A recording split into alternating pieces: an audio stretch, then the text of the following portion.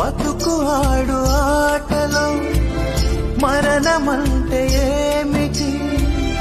ఆటలోని అలుపు వంటి చిన్న మలుపులే జీవితాన్ని అందక జీవమెళ్ళిపోదులే,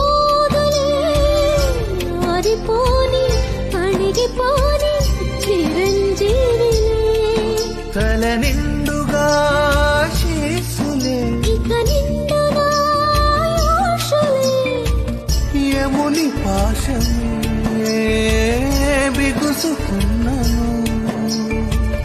మరణమన్నది